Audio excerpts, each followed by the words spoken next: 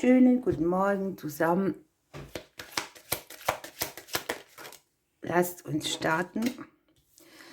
Ja, der Tag bringt Arbeit mit. Vielleicht geht es auch um das Thema Arbeit oder es geht um die Themen, an denen du arbeitest. Möglicherweise auch jemand, mit dem du zusammenarbeitest oder aber um Arbeitskollegen.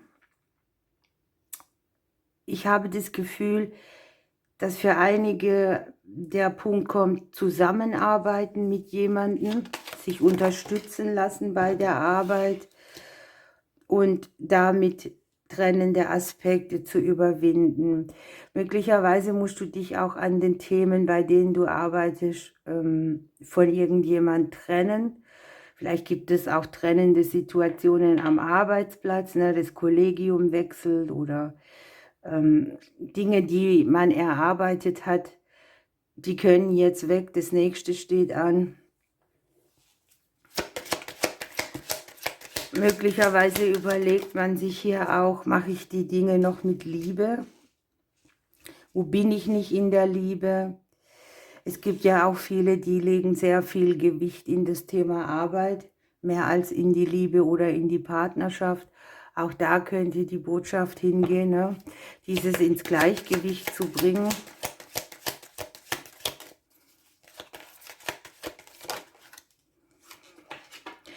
Ja, man sortiert aus, man erkennt, wo man sich auf dünnem Eis bewegt.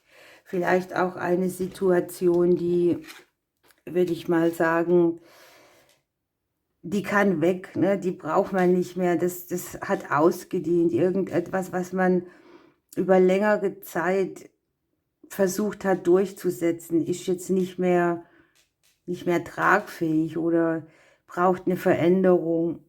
Ein Abschied irgendwo, man verabschiedet etwas. Und das Schöne ist, man erkennt das und findet hier das Schlupfloch dazu, das hier noch wie ein Geschenk auf einen zukommt. Ne? Also die Karten sagen hier auch, guckt euch mal an, wo überall, wir haben nämlich unten das Irrlicht, geht es darum, sich so zu klären, dass man bereit ist, einen Schnitt zu machen, weil man a. etwas nicht mehr aus Liebe macht, weil b. die Menschen nicht mehr da sind, an denen man hängt oder mit denen man zusammengearbeitet hat.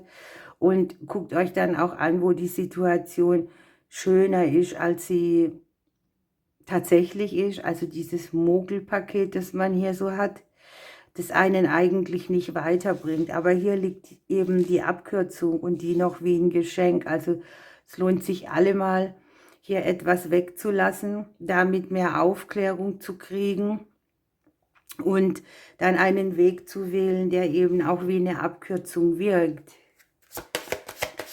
Für einen oder anderen kann es auch wirklich das Thema sein, es steht Arbeit in der Liebe an. Ne?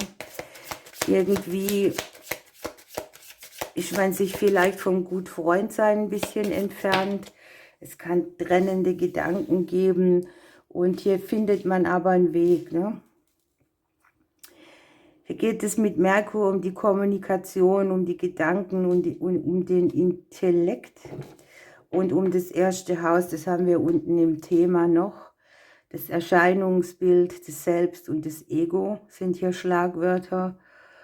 Und das erste Haus ist dazu noch ein Haus des Elementes Feuer, bedeutet, hier sind die Sternzeichen wieder Schütze und Löwe viel mit dabei. Möglicherweise kann auch sein, dass wir hier so eine Sache haben, die uns intellektuell nicht mehr fordert. Die hat irgendwie ausgedient oder ist ausgelutscht oder man findet keinen kreativen Prozess mehr. Man stagniert irgendwo mit vor sich hin und das fühlt sich deshalb nicht gut an oder ja, es fühlt sich als Irrweg an, nennen wir es mal so.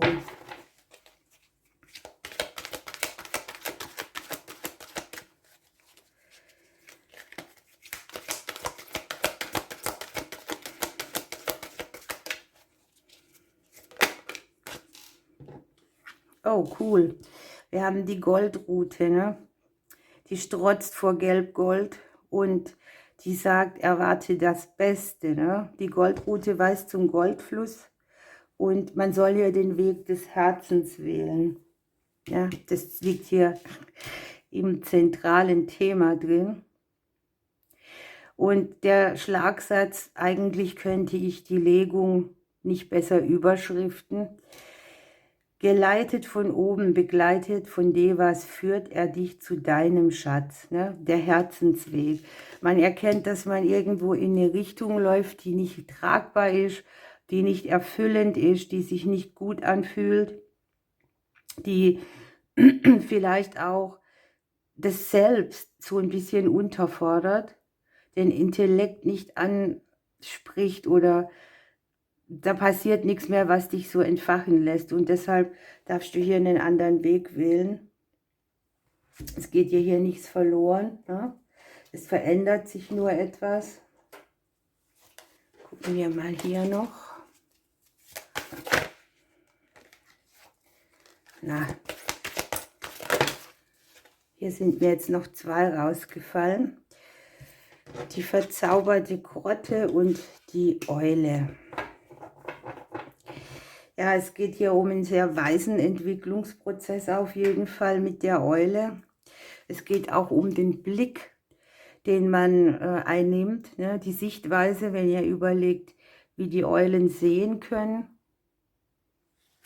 Es geht jedenfalls auch um eine tiefe Erkenntnis und etwas, was jetzt als Wissen sofort zur Verfügung steht. Ne?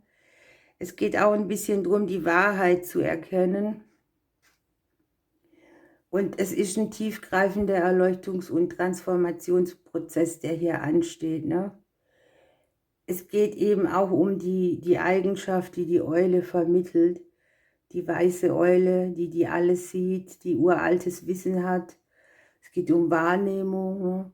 Es geht auch darum, Ausschau zu halten und den Empfindungen, die man selber dazu hat, zu seiner Situation zu vertrauen. Mit der Zuflucht ist es hier so, dass man sich einfach zurückzieht, damit man sich selber wieder hört. Ne? Vielleicht war eine Zeit jetzt da, wo man sich sehr anstrengen musste oder kämpfen oder Durchhaltevermögen beweisen musste. Und jetzt darf man hier wieder aus der Kraft schöpfen, die Entscheidungsfähigkeit mitbringt, wo man wieder einen Beschluss fasst, wo man sich in Ruhe eine Basis anlegt, die dann wieder zukunftsorientiert auch ist. Und es ist so eine friedliche Atmosphäre in der Farngrotte. Ne? Man ist umgeben von einer gewissen Magie. Man kann da ganz selbst sein und auch wirklich entspannen. Und von diesem Platz aus auch wieder den Weg sehen, der hier als Irrlicht beschrieben wird oder wo einem nicht so ganz klar ist, wo der nächste Step hingeht. Gut, ihr Lieben, ich glaube, das lassen wir mal so stehen. Ich kann damit sehr viel anfangen.